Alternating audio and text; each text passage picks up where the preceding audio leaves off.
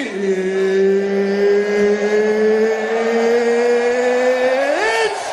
time! Lion versus Grizzly Bear, fight to the death. Who will win? Welcome to Species MMA. I'm Nader Black, and this is where we matchmake fights between different species of animals and settle once and for all which one would be victorious in a fight to the death. And while other channels just rattle off their base stats, say that the one that looks better on paper will win and call it a day, as if the transitive property applies to fighting and styles don't matter, I delve deeper and answer how each animal would win and assign probabilities to those outcomes with full justification. In other words, a scientist's answer to an 8-year-old's question. The rules are simple. It's a 1v1 match with an average male representative of each species, and it takes place in a large neutral setting, such as a gladiatorial arena like this. There is no time limit, and the first one to die loses. As usual, we'll begin with their physical characteristics, some basic bitch public domain stuff anyone can do before the real fun begins. Now, they do actually have fairly comparable body types, despite having much more different combat styles and behavior. So I'll compare the two together. I've broken these down into the 9 most important categories and will assign the winner of each 10 points and the loser their score relative to the winner. The categories are, in arbitrary order: 1. Weight, 2. Muscle mass, 3. Range advantage, which is height, length, and leg/mouth reach, 4. Defensive resilience, 5. Agility, particularly coordination, precision of movement, balancing, and turning speed, 6. Teeth, jaw, and bite force, 7. Paws, claws, and swipe force, 8. Explosiveness and quickness, which is short term, and 9. Endurance, which is long term. Firstly, the grizzly wins the fat ass competition, weighing in at an average of 270 kilograms. He actually grabs a bag of Snickers and leaves. The lion is around 190 kilograms, so about 70% as much, therefore 7 to 10. However, the lion somewhat makes up for this deficiency in weight by having a higher percentage of skeletal muscle mass. In fact, it's the very highest of any animal in the world, at around 59% of its entire mass. I actually couldn't find a numerical value for the bear, but it does appear rather high from observations of strength tests, and is also well placed particularly in its upper back to give a lot of force to its front legs. So I'm going to thumbsuck a little here and give it a 7.5 relative to the lion. For height, since both are quadrupedal, we'll use their shoulders as reference. They both have an almost identical average shoulder height of 1.2 meters. However, the grizzly is about 33% longer than the lion and is more capable of transferring that length into height due to their greater ability for temporary bipedalism. Also, the grizzly has a more extended and elongated mouth from its shoulders, but roughly equally long legs. Overall, as far as range advantage goes, the bear wins, but there isn't that much to separate them, so 9 to 10 it is. Defensive resilience has to go to the bear as well, due to it being much more bulky overall, with more fat and tissue around its entire body, and with thicker fur all round. However, where this actually matters the most, being the neck area, the male lion may actually have the upper hand, or at least be much closer due to the sheer thickness of its mane, in addition to it being majestic as fuck. Because of this, the score will go from a 7 to 10 to a more even 8 to 10. Now, for agility. This is obviously not as easily definable or testable as something like height. Instead, it's going to be a bit more of an eye test. I will say, bears score higher in this than most people probably think. They look like animals that don't really require a ballerina's touch when they can just rely on pure strength. But perhaps the best display of coordination and agility, and probably some of the evolutionary cause of it too, can be found in them catching jumping salmon from rivers. This requires advanced eye coordination and fine motor skills, as well as decent balancing skills. Their lateral and turning quickness, however, isn't much engaged. And despite this impressive showing, the edge in the agility category is still surely with the lion. Unsurprising, given it's still a cat. Its tail is an immediate advantage here, aiding particularly in balance, and its lateral movement and turning speed is especially superior to the grizzly.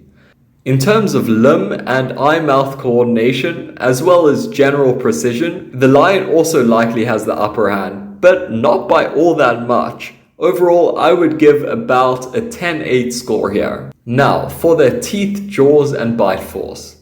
Both sets of teeth are fairly structurally similar, with each having 4 enormous canines that do all the real combat damage, and the rest primarily being just for chewing. The lions do appear more deadly though, given they are 33% longer on average at 10 centimeters, or 4 inches for our American friends, as well as slightly sharper. However, the grizzly's bite force is around 50% stronger at around 975 psi. And finally, they can both open their jaws about equally as wide, around 28 centimeters. I think the greater bite strength more than outweighs the tooth difference, so this one again goes to the bear at 9-10. Now, for paws, claws, and swipe force. We're going to really only consider each animal's front paws, as they're going to be the only ones really doing any damage. The bear's front paws are a good deal larger at 14 centimeters wide and 19 centimeters long, compared to the lion's, which are around 11 centimeters by 13 centimeters. The disparity is even larger for claw size, however, with the grizzly being around 8 centimeters long and the lion's only around 3. The grizzly takes home the trifecta in this department, having a swipe force 50% stronger at 270 kilograms total compared to the lion's 180. So overall, in this department, the bear is handing the lion an absolute ass whipping, and as such, I'm going to give it a score of 6.5 to 10. For short-term explosiveness and quickness, the lion gets a bit of revenge. It has a significantly higher top speed, which it can only manage for a short amount of time, a greater leaping ability, greater acceleration, and greater deceleration. However, the bear is no slouch in any of these. Overall, I'll give it a score of 10 to 8. We'll wrap this up with endurance. They were both doing so well up until this point, but in this, both animals are kinda shite. That being said, the grizzly is far less shite, being able, for example, to cover a little over 3 kilometers at between 40 to 45 kilometers per hour. And to be honest, I don't think the lion would even be bothered to run that far, probably beneath a king. So let's review the scores. I don't think they are all of equal importance, but if we sum them up, we get a pretty one-sided victory to the bear of 73.5 to 86. And normalizing this to 100, in case you're not the fucking second coming of Carl Friedrich Gauss, this is equivalent to a score of 100 to the grizzly versus 85.5 to the lion. And now, in case you're willing to call this match right here, I will remind you that this guy lost a fight to this guy, so stick around. But just before we're ready to start calling how this match will go, we need to first look at each animal's combat experience, skill level, and fighting style. Kings go first, so we'll begin with the lion. With the possible exception of the honey badger, because honestly, what the fuck is up with them? Lions are the most badass, violent motherfuckers on the planet. That is why they're the king of the jungle, not just because of their body, or at least they would be if they lived in jungles, which they don't. Firstly, they're obligate carnivores that consume no food that isn't meat. And where do they get that meat? In continental fucking Africa, which is by far the most hectic, unforgiving environment filled with the greatest number of big, dangerous beasts that can really fuck you up. A lot of people think this is Australia, but their threats all come from little venomous critters. It's Africa that has the tanks. I'm talking rhinos, hippos, crocodiles, buffaloes, elephants, wildebeest, hyenas, gorillas, leopards, giraffes, and more. And male lions, like the absolute mad lads they are, have been recorded to take down and kill all of them, albeit for elephants they may need a buddy or two. Now of course, they're not stupid or suicidal and would rather take on easier prey, but that's the level of fighting competition they're evolved to dealing with. and the average male at his peak will likely have experienced success killing at least some of these animals many times. And just to clear up a common myth, while female lions do most of the hunting so that our king can get the sleep he deserves, male lions do still often go out hunting, and their prey tend to be larger and more formidable. In fact, they almost never prey on small animals, and most of their prey are even heavier than they are. If that isn't badass enough, let's talk about male lions fighting each other. Unlike the vast majority of interspecies fighting, which is either entirely theatrical or involves very little genuine bodily harm for the loser, the fights between male lions are usually fights to the death for control over the pride and therefore who gets all the girls as well. A good part of why it's to the death as well is that if a male lion is dethroned, the first act the new king in charge does is kill all of the dethroned king's offspring. And so it is a fight not just for himself, but for his entire genetic lineage. As a result of their uniquely intense exposure to violence and killing, in addition to the very high level of play fighting they get as cubs, the importance of which cannot be overlooked, their skill level is exceptionally high. And they've been doing this for millions of years, so that skill, the skill to fight and the skill to kill, is deeply embedded in their blood and their very fiber.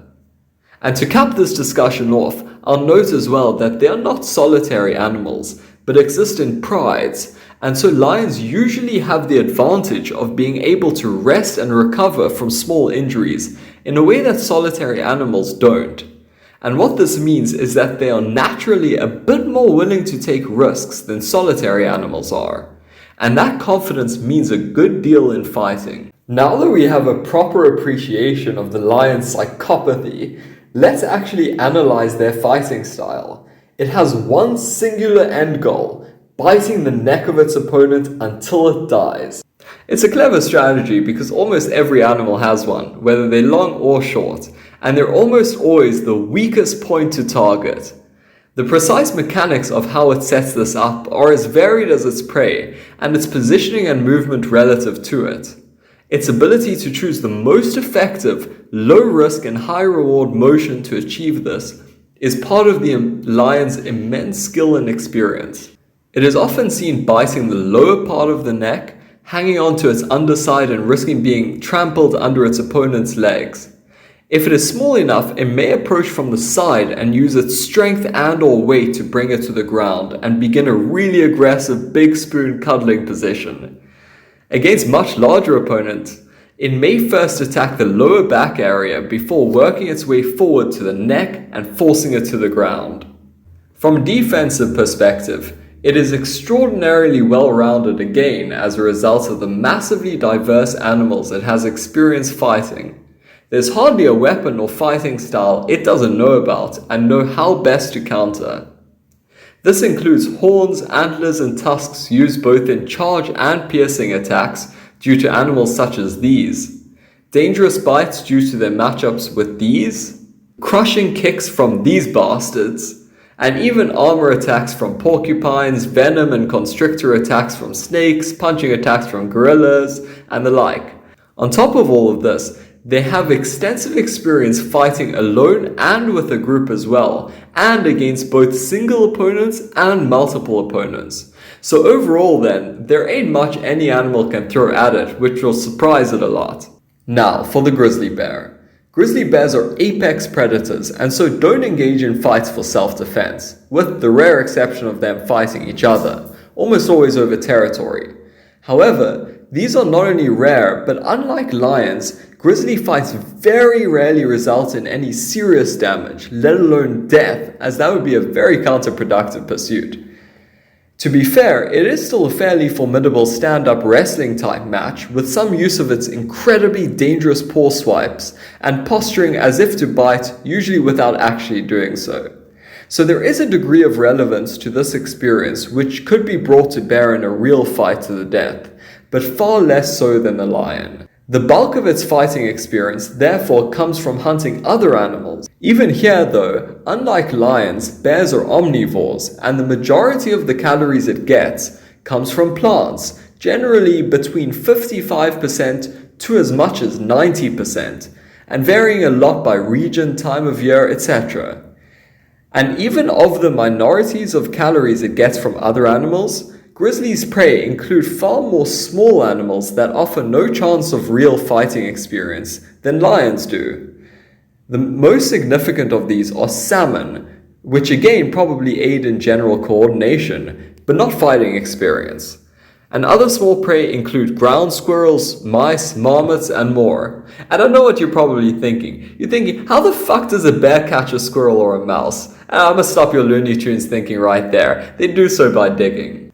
That leaves only a relatively small percentage of the caloric intake that they must acquire by hunting big animals.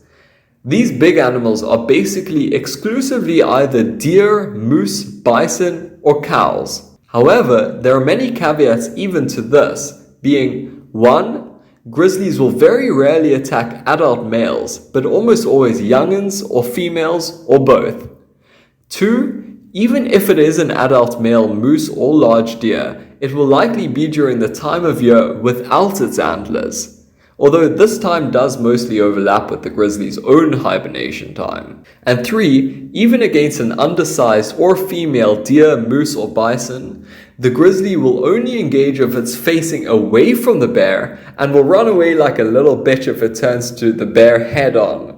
Against large opponents, the grizzly's strategy seems very consistent, that being approaching from behind, perhaps at a slight angle, and attacking the prey's back. Leg attacks seem avoided, and mostly it bites in at the rear end of the other animal's back, as opposed to nearer the neck. However, this may mostly be because that part is most accessible given the animal is generally running away. Upper neck attacks on large prey do happen occasionally though, usually after some chunks have already been taken out of the lower back, and many times they are avoided entirely. This is not the bear's end, however, but merely the means to pin the other animal to the ground. Once the opponent is down and pinned to the ground by the bear's weight crushing down on it via its claws, the bear usually shows no mercy and just starts eating its stomach while the prey is still alive like a fucking psychopath. Occasionally, it opts for a quicker death by a neck bite, but more likely it chews the midsection until the animal dies from shock or blood loss or organ damage. Given how formidable this paw strike is as a weapon, I was actually very surprised during my research to discover how underutilized it is in real-life combat for the grizzly. Their use of paws seem only really employed for the purpose of facilitating its bite, by gaining control of the other animal and or repositioning it. That is, the damage done by its claws on its own is probably less than even 15% of what it could be if the bear had to rely on it as its one and only weapon, and develop this paw-only technique over a suitably long evolutionary period. One caveat here, which will be important when looking at the lion versus grizzly fight, is that the paw strike's relevance does increase markedly when facing an opponent head-on.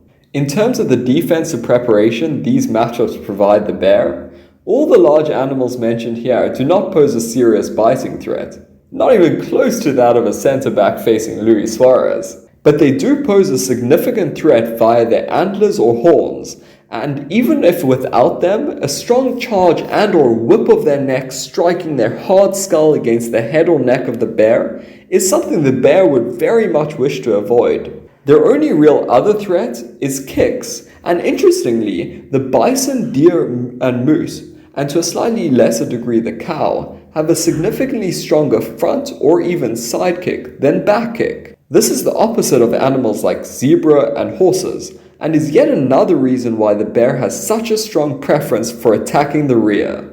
Overall, the bear is actually very risk averse, which is a polite and diplomatic way of me calling them cowardly, and as such will run away like a little girl if any animal faces it head-on with any menace. In fact, they even have a particular fear of middle-aged Swedish men shouting, so it would probably take the grizzly being either very desperate or cornered with nowhere else to escape for it to attack a large animal that isn't its own kind from the front.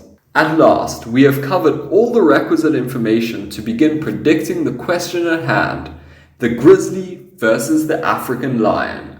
Like a chess game, I believe this matchup should be broken into 3 parts: the opening game, the mid-game, and the endgame. And we'll begin with the opening game. It seems very clear to me that the lion would begin far more aggressively than the bear, not only because it's inherently a more combative, aggressive animal, and the bear inherently more risk-averse, but also because the bear would be a bit more familiar to it than the other way around. While no bear currently exists in Africa, this is not the case until extremely recently, perhaps as recently as only around 800 years ago, max a couple thousand years ago.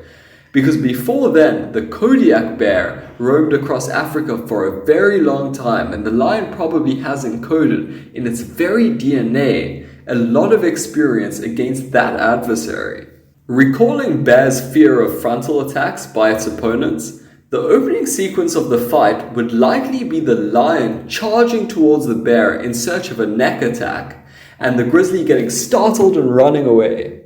Now, I do grant a possibility the bear stands its ground head-on. However, considering the bear in the wild runs away from the likes of wolverines and cougars, I'd estimate the odds are probably as high as 80-20 in favor of the bear running away on the very first interaction of the fight. Without doubt, this will lead to the lion attacking it ferociously, and when it's forced to confront there being no way out of the arena and the indomitable aggression of the lion, it will have no choice but to grow a pair and face it head-on for the rest of the fight, as that would be its only chance. So in effect, we should consider the likely outcome of both the lion attacking the bear from behind as the opening sequence, as well as the outcome of the two facing off head to head if the bear is able to withstand the first attack. Some sub-outcomes are shared, so we're going to begin labeling some of these probabilities. In the former, more likely scenario that the bear begins by running away, the lion would have the acceleration to be able to either successfully land an attack on the bear's back, either at the neck immediately, or a little further down, trying to work its way forward.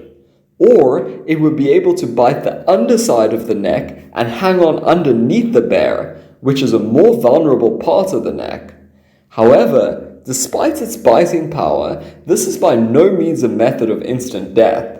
It would require a good minute or two of strangulation if the bite is very well placed, which the initial neck bite probably won't be. Usually, we do see the lion improve the biting placement when it has enough control to reposition. We now have to ask ourselves, what is the probability the bear has enough power to shake off the lion? I think the probability of this happening is substantially greater than that of most other animals of similar or even greater size, weight, and power than the lion is used to. But a lot depends on the placement of the lion relative to the bear. In particular, there are 2 sub-outcomes worth isolating, each with their own probabilities. That being whether the lion's body is placed behind the head of the grizzly and out of range of its front legs, like in this clip, or whether it's hanging between the bottom of the bear's neck and its front legs, like in this clip.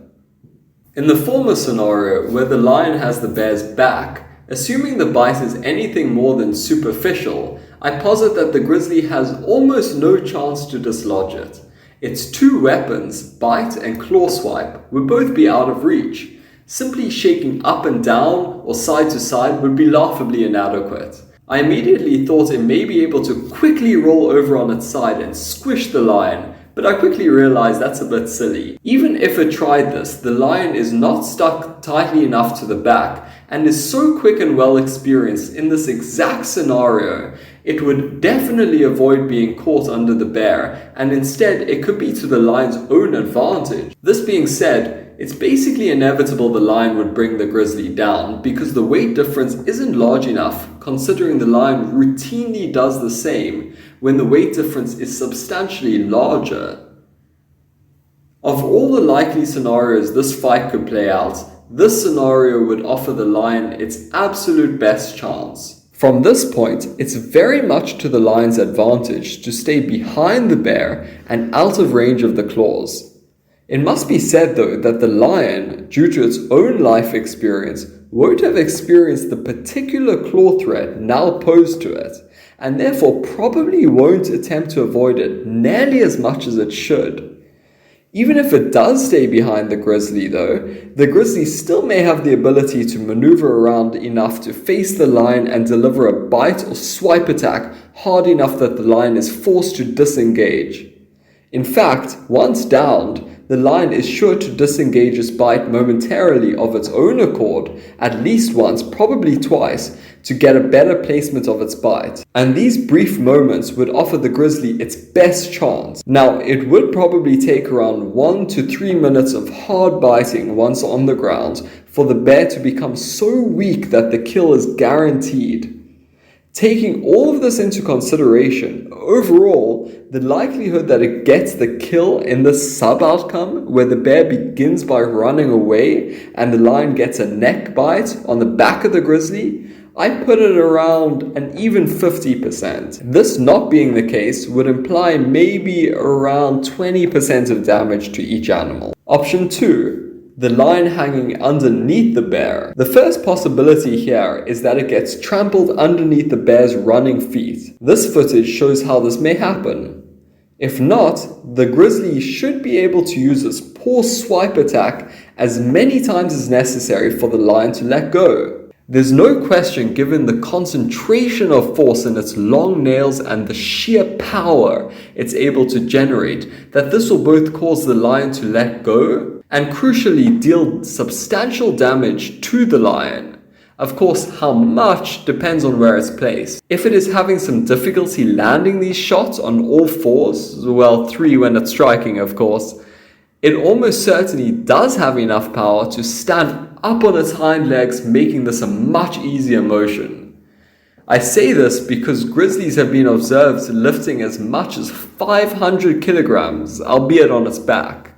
So I see this scenario on average probably dealing 10% damage to the bear and 15% damage to the lion. And despite this, I must leave around a 10% chance that the lion manages to maneuver around this problem, maybe after a first swipe, and still manages to go on and get the kill. Scenario 1 and 2 will come up again, so I'm going to label them L1 and L2 respectively. Of these two possibilities, I'd say there's around a 70% chance the first outcome occurs, and a 30% chance the second. Let's now discuss the likely outcomes if the bear faces the lion head-on in an attack. Firstly, unlike most of its attacks in the real world, there's no chance the bear is getting behind the lion. The lion won't turn its back, nor, unless the lion is very tired, would the bear be quick enough to get its back against its will. It has no choice but a front-on attack. It's highly likely that it will go on 2 legs in this case, increasing its height considerably.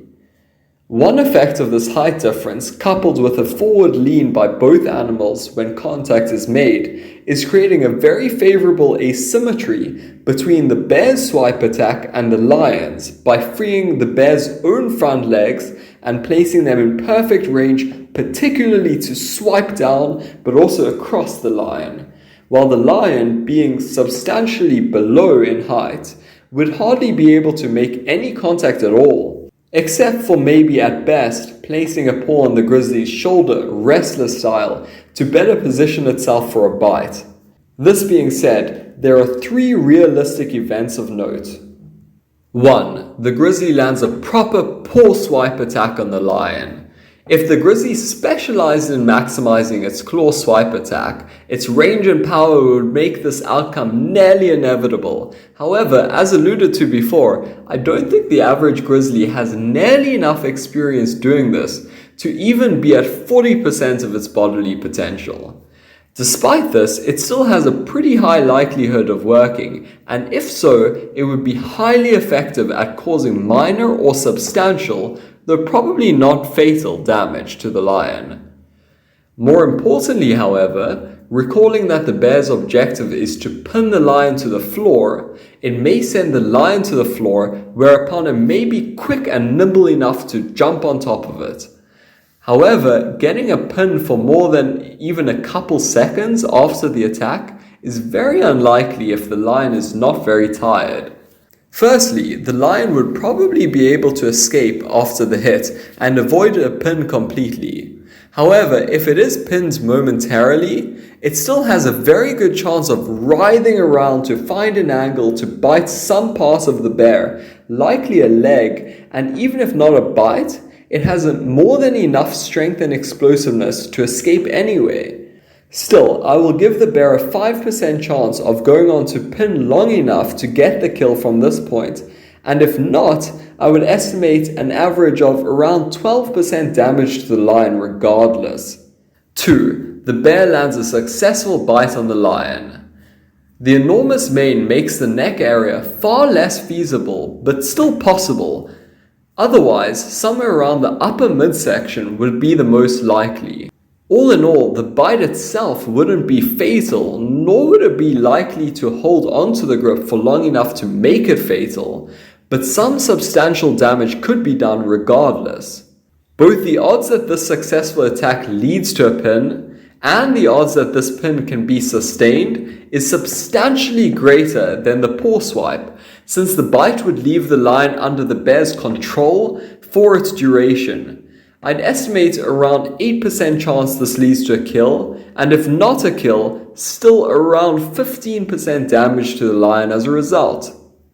3. The lion lands a successful bite on the bottom or the side of the bear's neck, deep enough to do damage on its own and possibly allow it to hold on as long as it likes. The likelihood the bite would be in position L1 versus L2, I'm putting at around 28% to 72%.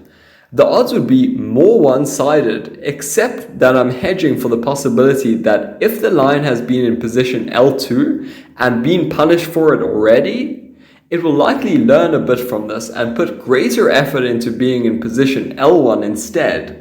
Now, I would estimate the probabilities to be 55% the bear lands a good paw strike, 15% the bear gets a good bite on the lion, and 30% that the lion gets a good neck bite. I must mention these probabilities I assigned assuming this is the very first interaction of the fight and both have their full energy and no damage. The effect that time will have on this fight is quite enormous due to the substantial difference in stamina and endurance. The longer the fight goes on, the better the odds become for the grizzly. So there are two primary types of interactions I think we can expect in this entire fight. One with the bear running away and the other head on, along with their sub-outcomes. Of course, fights are messy and unpredictable, and any of these sub-outcomes can devolve into different types of interactions that I can't fully account for, but hey, that's the nature of the game. So I'm going to build my probabilistic model using these scenarios repeated until the match ends. Before the final probability tree calculation, there are two final things that need to be estimated: the effect of time and the effect of damage after each interaction. For time, the lion is aware of its short time window, and I'm granting it the intelligence, understanding its kill or be killed, that it will be in a great hurry to end the match as soon as possible, and so it will, if it has enough energy, always be the one initiating the contact.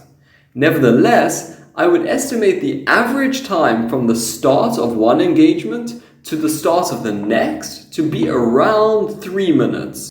Which would include the engagement itself, as well as a bit of posturing and sizing up between re-engaging. I have here two graphs estimating the energy drop-off of 10 engagements / 30 minutes, as I doubt the fight will go any longer. And if it does, the grizzly has an almost certain victory, as the lion would be spent and fairly helpless. Now for damage. Taking damage does reduce animals' offensive capabilities, and this too depends on the location, with leg damage having the biggest effect. Nevertheless, this reduction is only actually a fraction of the size of the damage itself. Consider human combat sport as an analogy. Every hit to the head brings the receiver closer to getting knocked out, but that person can still fight on until that point. So if it takes, for example, 50 punches to get knocked out, that person can still be fighting at a ferocious level after the 49th punch and then get sent to the shadow realm after the 50th. So I'm going to assume the reduction for these animals in offensive capability to be around 15% of the magnitude of the damage, and they can fight on until they take 100% or more damage, video game style. So these are the only two factors that will alter the base probabilities of which animal is likely to win an altercation. So let's give the most simple example. Consider that two animals at full offensive capability, i.e. health and energy, have an interaction in which each animal has a 50% chance of winning. Then consider the effect if animal 1 has only 50% offensive capability and animal 2 still has 100%. Now the odds of winning the interaction become 2/3 to 1/3 in favor of animal 2. The precise mathematical generalization of this principle I won't bore you with, but I've included it on the screen here for the nerds to pause and read if they wish. Finally, at long last, we're ready for the final probability tree that takes all of these estimates and rules of inference and gives us our juicy final number you came here for. Because the number of possibilities and iterations are so large, there was no feasible way to calculate them manually, so I had no choice but to do it by code. That's right, your boy isn't fucking around here. I wrote a Python script, this one here. And no, it's not the most beautiful and elegant code in existence. In fact, it's a bit of a bodge job, but I do believe it is correct, and that's all I really care about. I will just here present you with the final results. With all the figures already given and shown here, which represents my best estimates, the final probability the lion wins is 50.37%, and the bear is 49.63%. So it came out basically 50-50, as the margin for error is definitely larger than that difference. A draw is always a bit disappointing for some reason, but what can I say? That's just how the cookie crumbles sometimes. Here, I've graphed the outcome of all the possibilities after each of the maximum 10 iterations, representing 30 minutes of time, that I've accounted for. So you can see the odds are very one-sided at the beginning in favor of the lion, and as long as both animals survive, the odds move increasingly in the bear's favor as time progresses. So, for instance, after 5 interactions, if both animals survive, the odds that the bear ends up winning becomes a whopping 88%, despite being less than 50% overall, and this is due to 3 reasons. 1. The energy of the lion decreases faster than the bear as a result of its lower stamina. 2. The non-kill results generally deal more damage to the lion than the bear. And 3. The bear has the most favorable opportunity right at the start of the match due to the likelihood that the bear begins by running away. To be a bit more thorough still, I took each figure and estimated its 80% confidence interval, and here these figures are for the interval endpoints, in comparison to the average estimate. Every figure is such that either the higher it is, the higher the likelihood the lion beats the bear, or vice versa. So I made 2 new sets of values, one using every interval endpoint that advantages the lion over the bear, and another one in which every value favors the bear over the lion, and tested the same algorithm on each. For the one in which the lion is advantaged, the final probability split was 92.24% to 7.26% in favor of the lion, and for the one in which the bear is advantaged, the split was 84.84% for the bear and 15.16% to the lion. Using this additional data, I have modified and arrived at my final answer for what I believe the true odds should be. 52% that the lion wins and 48% that the bear wins. Still incredibly close to even. Thank you so much for watching, guys. If you think my analysis and work and memes have deserved it, please do give a thumbs up and subscribe, because every single week I'm coming out with a new video covering other animal 1v1 matchups with the same cold hard logic and dry humor. Stay savage.